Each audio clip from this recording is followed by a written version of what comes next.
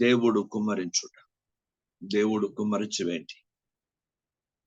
జాగ్రత్తగా నేను ఎక్కువసేపు చెప్పాను, కొద్ది మాటలు చెప్తాను, గుర్తు పెట్టుకొని జాగ్రత్తగా వినండి. దేవుడు ఏంటి కుమ్మరిస్తాడు? దేవునికి స్తోత్రం కలుగును గాక. జాగ్రత్తగా దేవుని పాదాల దగ్గర చూద్దాం. యోవేలు గ్రంథంలో 2వ అధ్యాయము 28, 29 వర్షాలు చదవండి.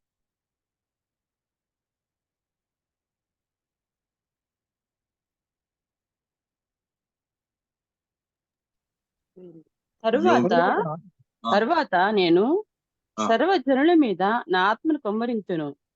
మీ కుమారులను మీ కుమార్తెను ప్రవచనం చెప్పుదురు. మీ ముసలివారు కలలు కందురు, మీ యవనులు దర్శనం చూతురు.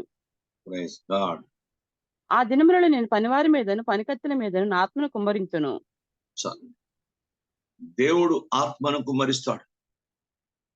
జాగ్రత్తగా గమనించాలి. ఆత్మను కుమ్మరిస్తాడు. ఆత్మ కుమ్మరిస్తున్న సమయంలోనే మన ఆత్మను పొందుకోవాలి. బైబిల్ గ్రంథం చెప్తుంది, పరిశుద్ధాత్మ దేవుడు కుమ్మరింపు సందర్భంలోనే ప్రతిసారి పరిశుద్ధాత్మిక శక్తిని పొందుకుంటూ, పరిశుద్ధాత్మిక అభిషేకంతో నింపడుతూ, పరిశుద్ధాత్మ బలంతో నింపడుతూ, పరిశుద్ధాత్మిక వర్షంతో నింపడుతూ, పరిశుద్ధాత్మలో మనము తడిసి ముద్దై పరిశుద్ధాత్మ అనుసారంగానే క్రీస్తు రాకడ కొరకు మనం ఎదురుచుకోవాలి. ఇది మనం గమనించాలి.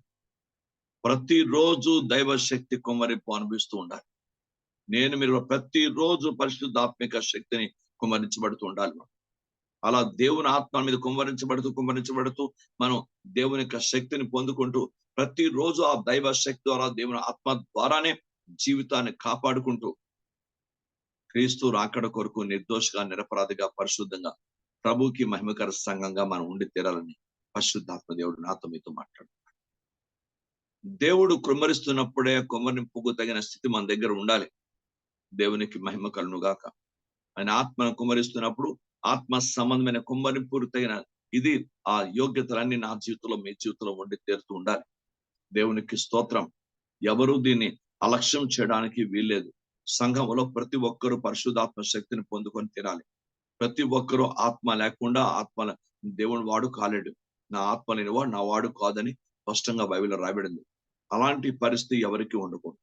కనుక ప్రతి ఒక్కరూ దైవాత్మ అభిషేకం కలిగి ఆత్మ కుమ్మరింపులో పాలుభాగస్తులు కావాలి. రెండవది త్వరగా నేను చెప్తుంటున్నాను. దేవునికి స్తోత్రం కలుగును గాక. హల్లెలూయా. తండ్రి మీకు మహిమ మహిమ మహిమ. పరిశుద్ధుడా నీకు మహిమ కలుగును గాక. హల్లెలూయా. పరిశుద్ధాత్మ దేవానికి మహిమ. మాటను చూద్దాం. దేవునికి స్తోత్రం కలుగును గాక. హల్లెలూయా హల్లెలూయా. తీతుకు రాసిన పత్రిక 3వ అధ్యాయము 7వ వచనం చూడండి.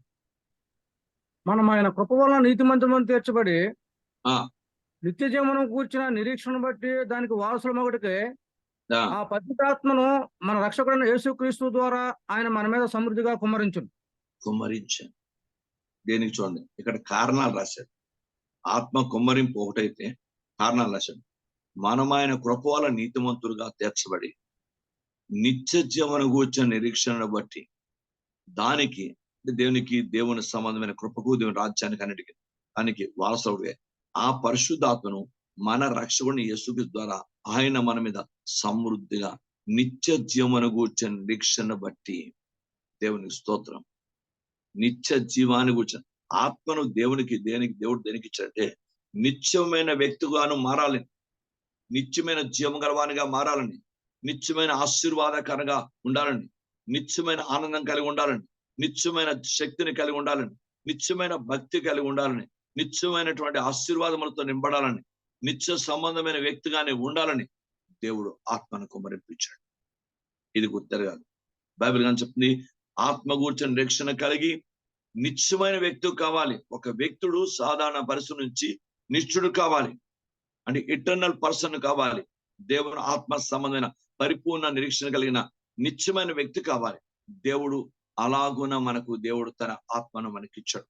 ఎందుకంటే ఆదరణ కొరకు, శక్తి కొరకు, సువార్త కొరకు, దేవుని రాజ్యం వ్యాప్తి కొరకు, దేవుని చిత్తము నెరవేర్చుట కొరకు, దేవుని వాక్యానుసారంగా బతుకుట కొరకు, పాపం నుండి దూరంగా పారిపోయి పరిశుద్ధన కలిగి బతుకుట కొరకు, ఇలాగా దైవ సంబంధంగా సాతాన్ని జయించడానికి అన్నిటి కలిపి పరిశుద్ధాత్మను మన మీద కుమ్మరించాడు అన్న సంగతిని ఇక్కడ పరిశుద్ధాత్ముడు జ్ఞాపకం చేస్తున్నాడు.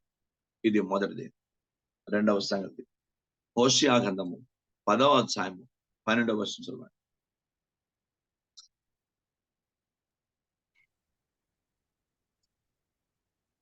నీతి ఫలించినట్లు మీరు విత్తనము వేయుడి, ప్రేమైన కోత మీద పోయుడి. యెహోవాను వెతుకుటకు ఇదే సమయము గనుక ఆయన ప్రత్యక్షమై మీ మీద నీతి వర్షం కురిపించినట్లు ఇది వరకు ఎన్నడూ దున్నని బీడి భూములు దున్నుడి. నీతి వర్షము కుమరించినట్లు. జాగ్రత్తగా గమనించాలి. ఇక్కడ నీతి వర్షం నుంచి కొన్ని విషయాలు మనం జాగ్రత్తగా నేర్చుకుందాం. యెహెజ్కేలు గ్రంథము 47వ అధ్యాయం, వెరీ ఇంపార్టెంట్. యెహెజ్కేలు గ్రంథము 47వ అధ్యాయం. అందరూ బైబిల్ తీయండి. బైబిల్ ఎవరి దగ్గర ఉందో, ఎవరు బైబిల్ పెట్టుకున్నారో తీయండి. 3వ వచనం చదువు. ఆ మనుషుడు కొలనూలు చేత పట్టుకొని తూర్పు మార్గమున బయలు వెళ్లి 1000 మూరలు కొలిచి ఆ నీళ్ల గుండా నన్ను నడిపింపగా నీళ్లు చీలమన్నంత లోతుండెను. చాలు ఆయన చాలమ్మా. ఆ మనుషుడు కొలనూలు చేత పట్టుకుని, ఆ మనుషుడు దేన్ని పట్టుకున్నాడు? కొలనూలు చేత పట్టుకుని. కొలనూలు బైబిల్ గ్రంథంలో దేవుని యొక్క వాక్యం చెప్తుంది. యెషయా గ్రంథము 26వ అధ్యాయం అనుకుంటాను, చూడండి. 28, యెషయా 28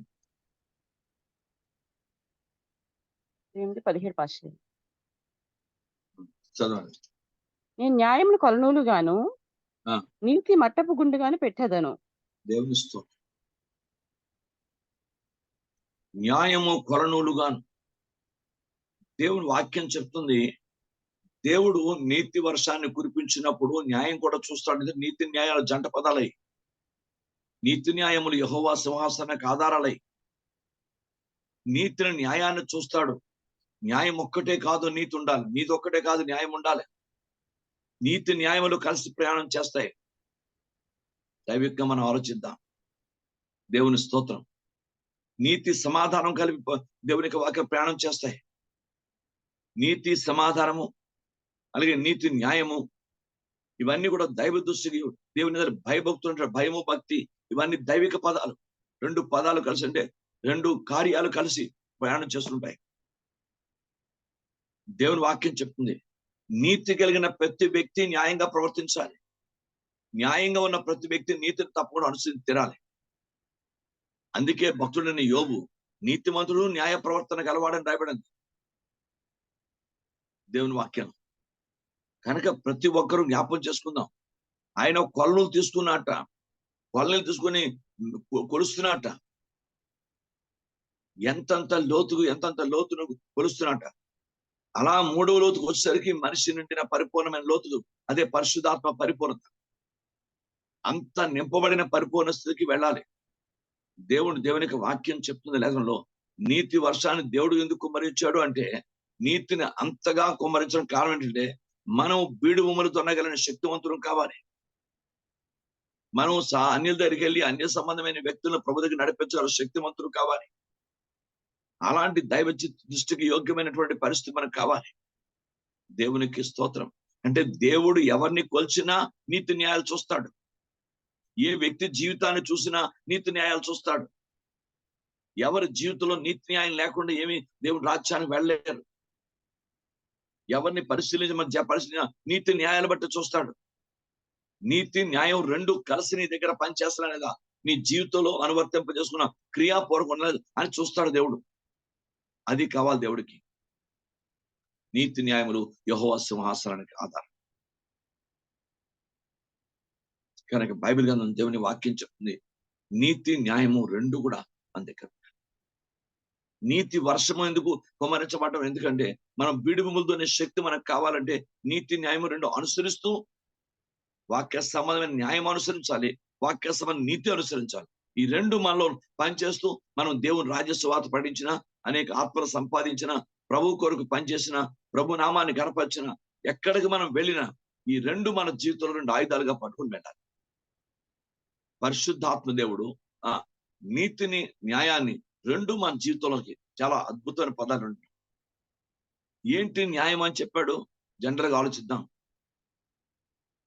నీవు దేవుని నా దృష్టికి న్యాయమైన చేసి నువ్వు యెహోవా ఆలోచనను నెరవేర్చావని యోహువుకు చెప్తాడు దేవుడు. నువ్వు నా ఆలోచన నెరవేర్చావని. ఏంటంటే ఆయన చంపాడు. ఇక్కడ ఏంటి అని జాగ్రత్త. ఆయన చంపడానికి ముందు అర్థం ఏమిటి? ఆయన చెప్పింది చేశాడు. అది విధేయత. అంటే నీతిలో ఏం జాయం చేయబడింది? న్యాయంలో ఏం జాయం చేయబడింది? విధేయత. న్యాయం అన్నది విధేయతతో కూడింది. దేవుని స్తోత్రం. మీరు మనం సౌలు, మా రాజైన సౌలు దేవుని దృష్టికి న్యాయంగా ప్రవర్తించలేదు. ఆయన చెప్పింది చేయలేదు. నోహు దేవుడు చెప్పింది చేశాడు. అంటే విధేయత చూపించాడు. తద్వారా దేవుని దృష్టికి న్యాయం చేశాడు. అందుకే అతని ఇంటి వారు కూడా వాళ్ళలో ప్రవేశింపజేశాడు. యెహూ కూడా అదే దేవుని ఎలాంటి దేవుని ఇచ్చాడు? 4 తరాలు నీ సుహాసం మీద, నేను ఇశ్రాయేలు సింహాసనం మీద కూర్చోబెడతాను నీ తరం వారు. ఎందుకంటే నా దృష్టికి న్యాయం చేస్తావు. నేను ఏం చెప్తే దాన్ని చేస్తావు. నేనేది చెప్పను నువ్వు చేయలేదు. నువ్వు దేని చెప్పాను దాన్ని చేస్తావు. అది దేవుడికి కావాలి. నువ్వు అది విధేయత. అంటే న్యాయములో విధేయత అన్న పదం అమర్చబడింది. గుర్తుపెట్టుకోవాలి. న్యాయం చేస్తున్నప్పుడు విధేయత. దేవుడు ఏం చేయమని చెప్పాడో మనం అందరికి దృష్టికి, దేవుని దృష్టికి న్యాయమే చేయాలి. మనం దైవ దృష్టికి న్యాయం చేయాలి. అది విధేయత. ఈ విధేయత అన్నది చాలా గొప్ప పదం, చాలా బరువైన పదం, చాలా శక్తివంతమైన పదం. అసలు దేవునికైనా, వాక్యానికైనా, ఆజ్ఞలకైనా పరిశుద్ధాత్మ విధేయత లేకుండా ఏమి చేయలేం. తనకు విధేయులైన వారికి అనుగ్రహించి పరిశుద్ధాత్మ. నేనే చెప్పాను అపోస్తలుల గారు 5:32 మాట్లాడు. కనుక బైబిల్ చెప్తుంది, నీతిని అనుసరించువారు గాను, నీతిని ప్రేమించువారు గాను, నీతిని ప్రకటించువారు గాను, నీతిని నెరవేర్చువారు గాను, నీతిని ఆయుధముగా కలిగి ఉన్నవారు గాను, అలాగూ నీతి పోరాటాన్ని, నీతి సంబంధమైనటువంటి దైవిక పరుగును పరిగెత్తేవారు గాను మనం ఉండి తీరాలని పరిశుద్ధాత్మ దేవుడు మరోసారి మనకు బోధిస్తున్నాడు. దేవునికి స్తోత్రాలు. నీతి ఫలాలు ఫలించువారుగా ఉండాలని పరిశుద్ధాత్మ దేవుడు ఫిలిప్పీ 1:11 కూడా మనకు తెలియజేస్తున్నాడు. కనుక దైవ గ్రంథం చెప్తుంది, నువ్వు నీతిని అనుసరించు వానిగా ఉండి తీరా. దేవుని స్తోత్రం. హల్లెలూయా. ఏది కుమారిస్తాడంటే ఆత్మను కుమారిస్తాడు. రెండోది నీతిని కుమారిస్తాడు. దేవునికి స్తోత్రం, దేవునికి మహిమ. ఇంకా కొంచెం అంటే జకరియా గ్రంథం 2వ అధ్యాయం 1వ వచనం. మరియు నేను చేరుచోటుగా కొలనూలు చేత పట్టుకున్న ఒకడు నాకు కనబడను. నీవెక్కడ పోతున్నావు అని అతను అడుగా, అతడు యెరూషలేము యొక్క వెడల్పును పొడుగును ఎత్తేది కొలిచి చూడపోవచ్చున్నాను. అది సంఘమును, యెరూషలేము అంటే సంఘానికి సాదృశ్యం. సంఘమును కొలబోతున్నట్ట. సంఘం యొక్క పొడవు వెడల్పు ఎత్తు తను సంఘం అని కాదు అక్కడ. అంటే దాని అర్థం ఏంటంటే, సంఘములో దేవుని ప్రజల యొక్క ఆత్మీయత, మన ప్రార్థనా జీవితం, మన ఆత్మీయ స్థితి, మన ప్రేమ, పరిశుద్ధ అభిషేకం, నీతి, భక్తి, విధేయత, విశ్వాసం, దైవిక నమ్మకత్వం ఇవి కొలవబడతాయి. దేవుడు కొలనులు పట్టుకొని కొలుస్తాడు. నీతితోనే కొలుస్తాడు. ప్రతి ఒక్కటి నీతితోనే కొలుస్తాడు. అందుకే దేవుడు తన కుమారుడు కూడా అన్ని విషయాల్లో నీతి చిగురని పెట్టాడు. దేవుని స్తోత్రం. ఆయన నమ్మదగిన వాడు నీతిమంతుడని పెట్టాడు. దేవుని స్తోత్రం. దేవుడు కూడా సంపూర్ణంగా నీతిమంతుడని రాయబడింది. ప్రజలను కూడా నీతిమంతులు చేయడానికి దేవుడు ఇష్టపడుతున్నాడు. నీతిమంతుల తర్వాత వారిని మహింపరుస్తాను రాయబడింది రోమీయులకు రాసిన పత్రికలో. ఎవరిని పిలిచానో వారిని నీతిమంతులు తీర్చాను, ఎవరిని నీతిమంతులు వారిని మహిమపరిచాను. కనుక దేవుని వాక్యం సత్యం అంటే, దేవుడు ఏది చూసినా ముందు నీ జీవితంలో, నాతిలో నీతిని చూస్తాడు. దైవ నీతి నీ దగ్గర ఉందా? నీ కుటుంబము దైవనీతిలో ఉందా? నీ భార్యను దైవనీతిలో ఉందా? నీ భర్త దైవనీతిలో ఉన్నారా? నీ పిల్లలు దైవనీతిలో ఉన్నారా? దేవుని సంబంధమైన నీతిలో ఉన్నారా? లేక దైవనీతి అంటే దేవుని వాక్యమే. ఆ వాక్యాన్ని దాటి కానీ, దేవుని నీతి కానీ దాటి ఉన్నారా అన్నది గమనిస్తాడు. ఆ రీతిలో మన జీవితాన్ని పరీక్షిస్తాడు. దేవునికి స్తోత్రం. కనుక నాకు మీకు కూడా చాలా అత్యవసరం. ప్రభా, నీతి గల దైవ ప్రజలుగా నీతిని కాపాడుకుంటూ, నీతిని ప్రకటిస్తూ, నీతిని ప్రేమిస్తూ, నేను చెప్పాను ఇలా నీతి సంబంధమైన యుక్తమైన జీవితం కలిగి ఉండాలని. దేవుడు ఏది చూసినా నీతితోనే కొలుస్తాడు. ఇది గమనించాలి. దైవ ప్రజలు దేవుడు దేన్ని కుమ్మరిస్తాడంటే మొట్టమొదట పరిశుద్ధాత్మను కుమ్మరిస్తాడు, తర్వాత నీతిగా ఉండాలని నీతిని కుమ్మరిస్తాడు. మూడవది జకరియా గ్రంథము 12వ అధ్యాయం 8 నుంచి 10.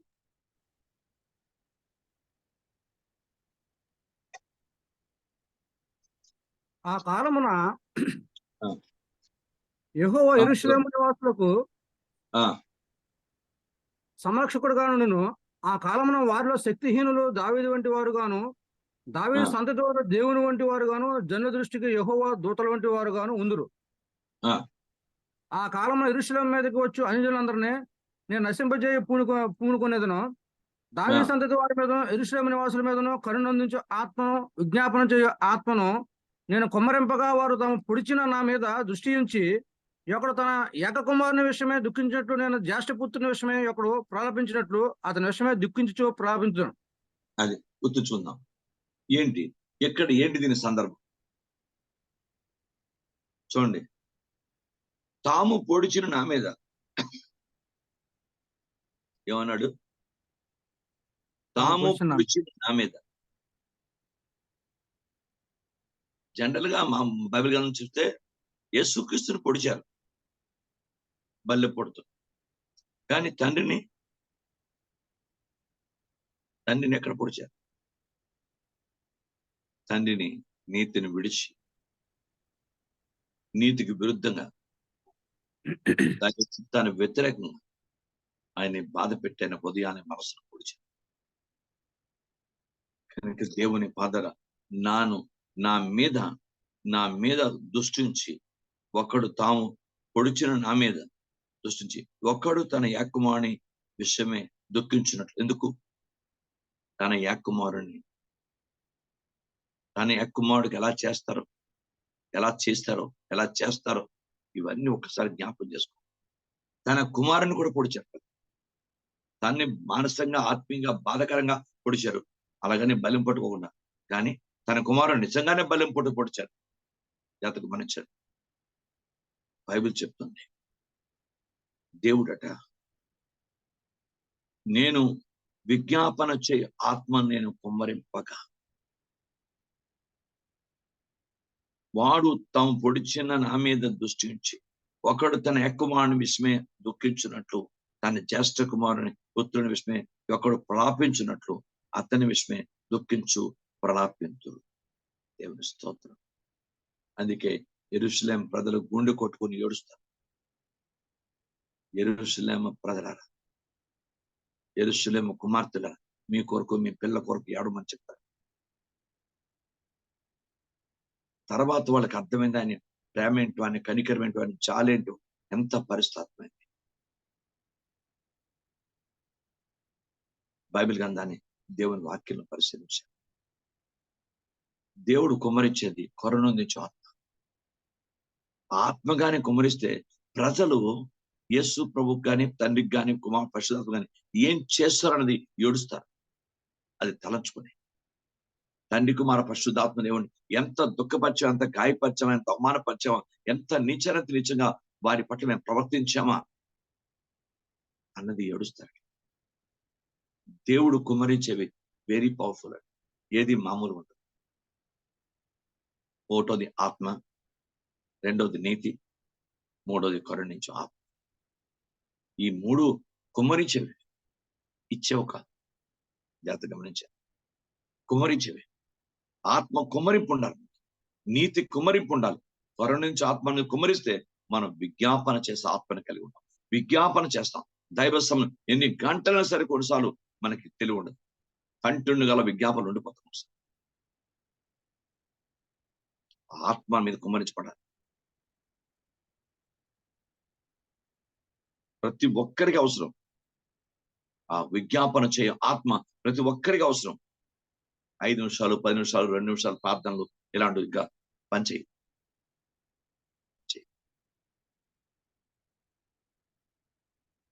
విజ్ఞాపన చేయాలి. దేవుని సభలో కన్నీరు గార్చి అంగలార్చి మొరపెట్టి దేవుని సభలో దైవ ప్రజలు విజ్ఞాపన చేసి మొరపెట్టారు. అలాంటి ప్రార్థన ఆత్మ కావాలి అందరికీ. అది దేవుడే కుమ్మరించాలి, మానవుడు కొని తెచ్చుకోలేదు.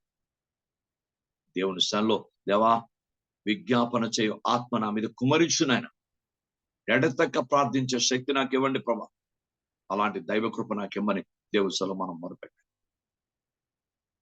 అలా దేవుడు కరుణించి ఆత్మ కుమ్మరిస్తే జాలి గలవారమే, ప్రేమ గలవారమే ప్రభువుని లేక తండ్రి కుమార పరిశుద్ధాత్మ పోతను తగినట్టుగా మనం పశ్చాత్తాపడి కనీరు గల పాపను విడుదల పొందుకొని దేవుని నీతిని అనుసరించి వారంగా ఉండగలుగుతాం.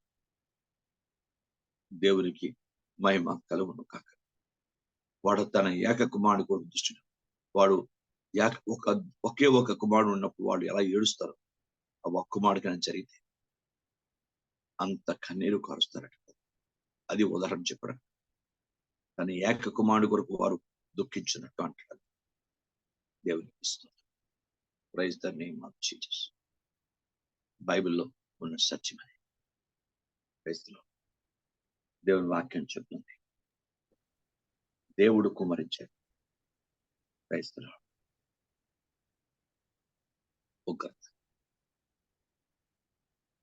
ఒకటోది పరిశుద్ధాత్మ, రెండవది నీతి వర్షం, మూడవది కరుణించే ఆత్మ, నాలుగవది దేవుని ఉగ్రత కుమ్మరిస్తే మామూలు. మీరు బైబిల్ గ్రంథాన్ని జాగ్రత్తగా పరిశీలిస్తే 7 ఉగ్రత పాత్రలు. ప్రకటన గ్రంథంలో 16వ అధ్యాయంలో మొదటి నుంచి మనం చదివితే 7 ఉగ్రత పాత్రలు. ఒక్కొక్క పాత్ర కుమ్మరిస్తే ఒక్కొక్క పరిస్థితి జరుగుతున్నారు. దేవుడు కుమ్మరిస్తే మామూలుగా ఉండదు. మరియు 69వ అధ్యాయం ఒకసారి కీర్తనలు తీయండి, 24వ వచనం ఒకసారి చూడండి.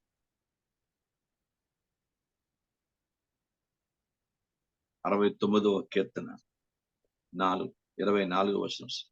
వారి మీద నీ ఉగ్రతను కుమ్మరించుము, నీ కోపాగ్ని వారిని పట్టుకొను గాక, వారి పాడవును గాక. చూస్తారుందా? నీ ఉగ్రతను కుమ్మరించు. ఉగ్రత మామూలుగా ఇచ్చేదిగా, కుమ్మరిందే. చూసారా? బైబిల్లో 79వ కీర్తన 6వ వచనం.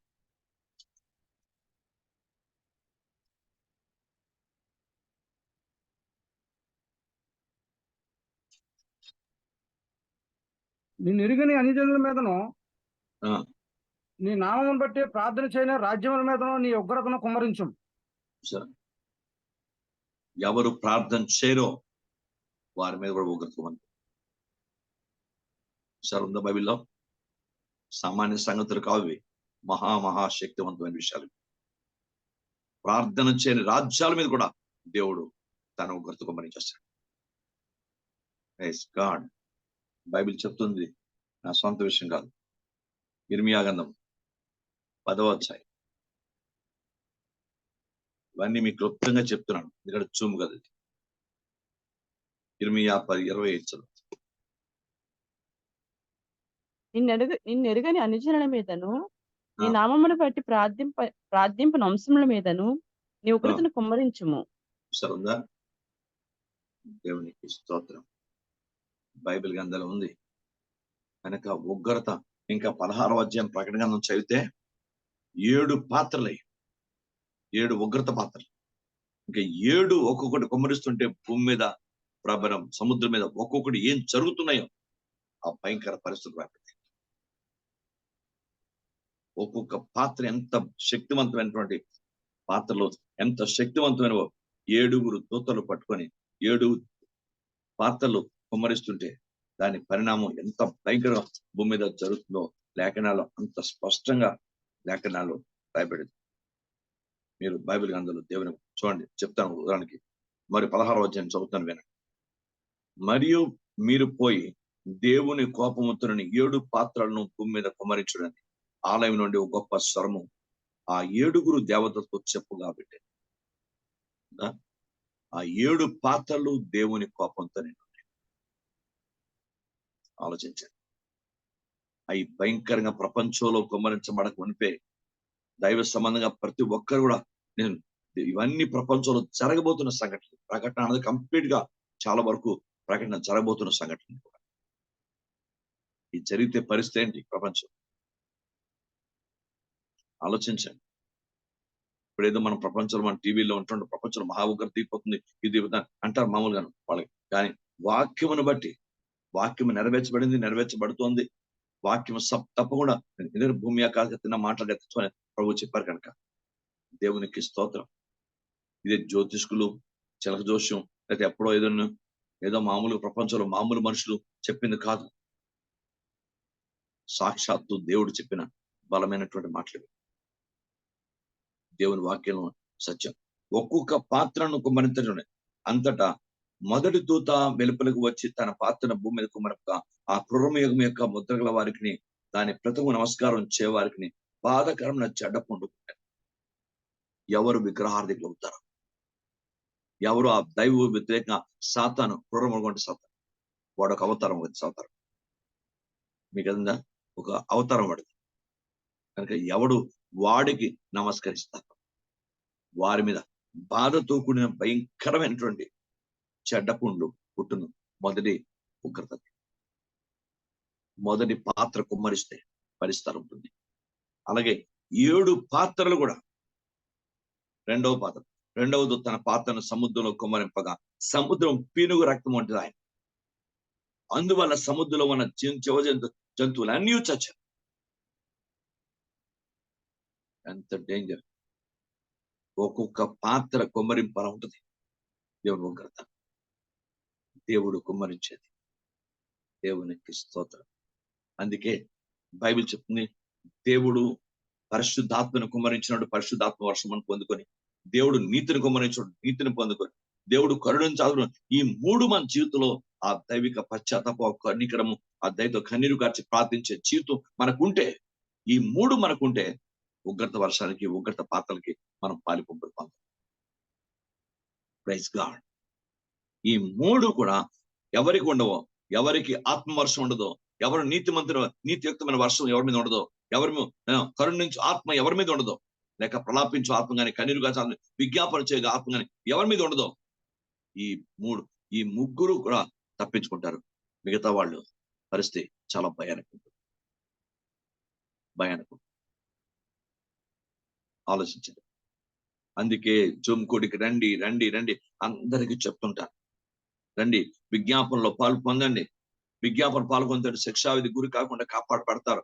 మీ జీవితాన్ని మీరు కాపాడుకుంటారు, మీ కుటుంబాన్ని మీరు కాపాడుకుంటారు, మీ ఆత్మను మీరు కాపాడుకుంటారు, దేవుడిచ్చిన నీతిని ఇన్ని దైవిక ఆశీర్వాదాలు, ప్రయోజనాలు ఈ యొక్క జుమ్కుడి వల్ల మనకు ఉన్నాయి అని ఎందుకు ప్రదేశాలు ప్రతి వారం ప్రకటిస్తుంటారు.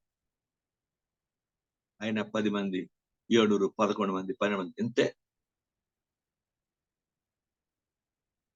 ఎంత దారుణం, ఎంత భయంకరం! ఏం చేయలేం మనం.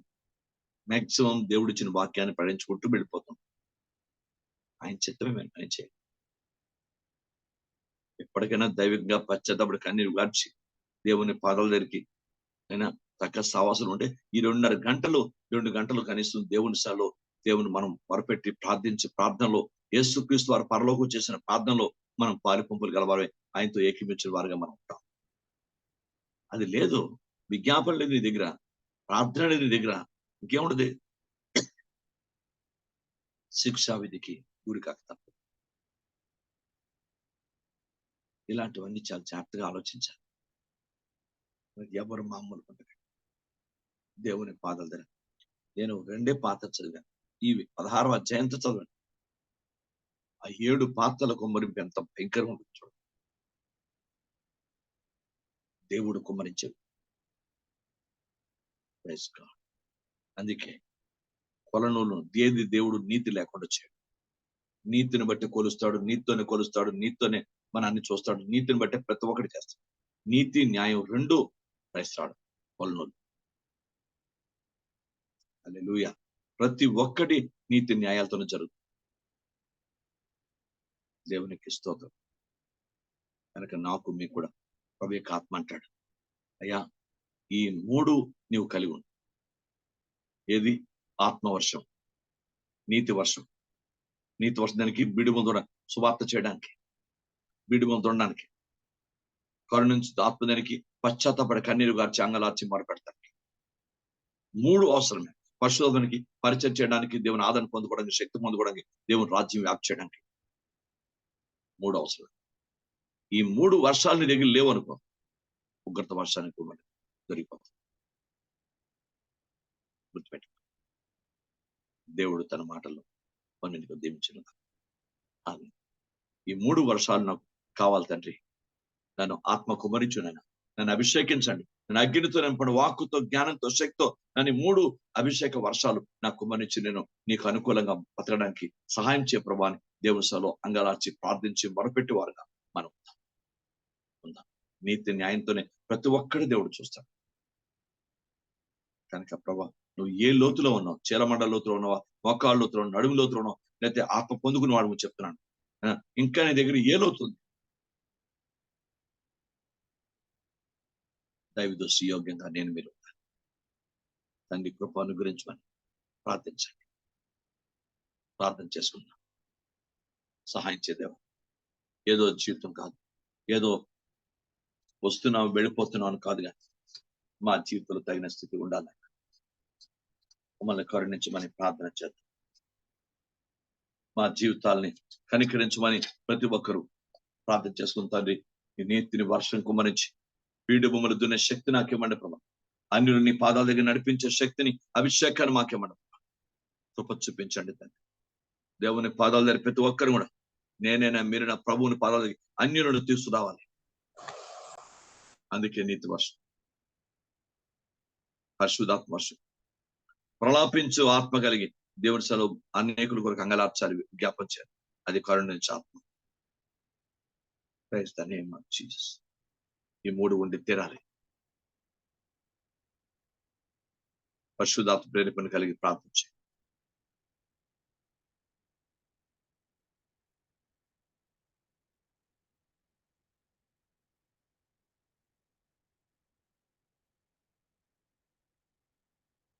Thank you, Jesus. Thank you, Master. Thank you, Lord.